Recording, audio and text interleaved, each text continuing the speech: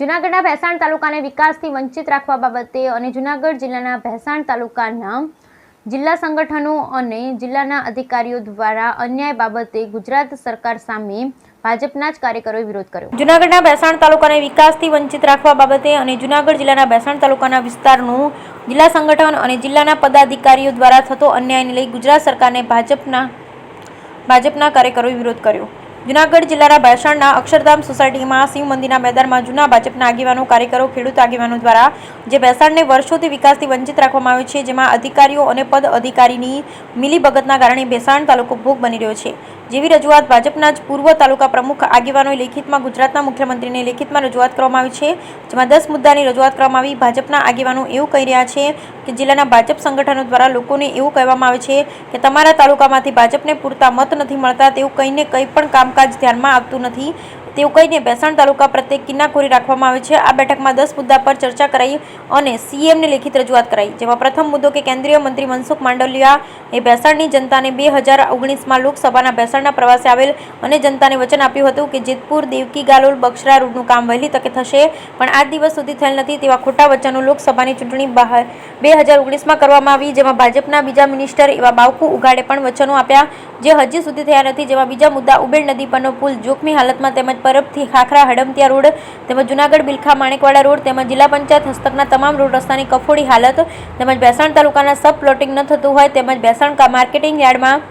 3 વર્ષ પૂર્વે થયેલ મગફળી કૌભાંડની તપાસ હજુ સુધી થયેલ નથી તેમજ ભેસાણ તાલુકાના પસવાડા ગામ અને ભાટ ગામના ગામોમાં ગામતળના હોવાથી કોઈ મકાન તેમજ પ્લોટિંગના દસ્તાવેજ થતા નથી તેમજ ભેસાણના ખાસ મુદ્દાઓ જે પૂર્વ મુખ્યમંત્રી કેશુભાઈ પટેલ સરકાર સ્વની યોજના મંજૂર કરાઈ હતી, પણ આ દિવસ સુધી ભેસાણને લાભ મળેલ નથી અને પાઇપલાઇનની કામગીરી નબળી પુરવાર થયેલ છે। તેમજ ખાસ મુદ્દો જે કે ભેસાણથી જૂનાગઢના મુખ્ય રોડ જે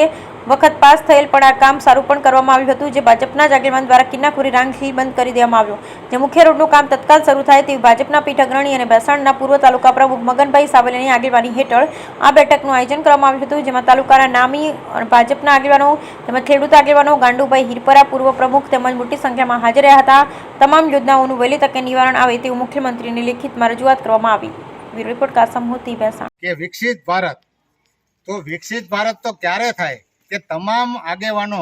સત્તાધારી પક્ષના અને પદાધિકારીઓ ચૂંટાયેલા પણ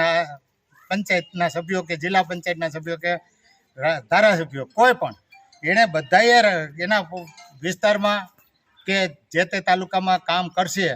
તો માત્ર મોદી સાહેબ એકલા આમાં પહોંચી શકશે નહીં, દરેકે કામ કરવું જોઈએ અને આ ભેસાણ તાલુકા પ્રત્યે જે કિન્નાખોરી રાખવામાં આવે છે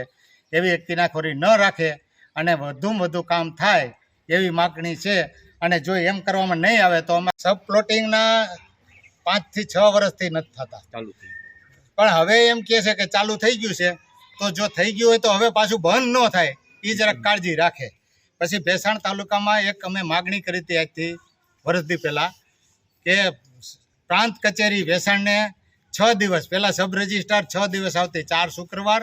અને 2 શનિવાર, તો એ માગણી કરી તો ત્યાંથી અધિકારીઓએ જેમ અભણ હોય એવો જવાબ આપી દીધો અધિકારીઓએ કે સરકારની નીતિ છે કે જે 2 તાલુકા વચ્ચે હોય એમાં મોટો તાલુકો હોય એમાં જ પ્રાંત કચેરી રહે, તો મોટા ભાગના રોડ નબળા છે અને જે થાય છે એ 1 વર્ષ દીમાં જ તૂટી જાય છે। તો આ જે કરનાર એજન્સીઓ અને અધિકારીઓ સામે પગલાં શા માટે લેવામાં નથી આવતા? આ ભાગીદારીથી ચલાવવામાં આવે છે કે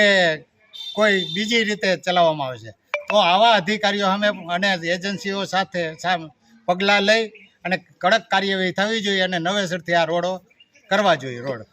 લોકસભાની ચૂંટણીમાં હવે તમારું શું? લોકસભાની ચૂંટણી સમયે અમારો તાલુકો ભાજપની સાથે જ રહેવાનો છે, એમાં મત ભાજપને જ આપવાના છે, એમાં કોઈ શંકાને સ્થાન નથી, પણ જે લોકોની માનમાં એવું છે કે હું હોય તો જ આ કામ થાય। જી, મારું નામ ગાંડુભાઈ મોહનભાઈ હિરપરા, ગામ ભેસાણ, પૂર્વ તાલુકા પ્રમુખ ભેસાણ। મારે પહેલું તો એ સરકારશ્રીને વિનંતી કરવાની છે કે સર્વ યોજનાનું પાણી જે અમારા ભેસાણમાં ઉબેન નદીમાં છોડવાનું હતું એ પાણીની પાઇપલાઇન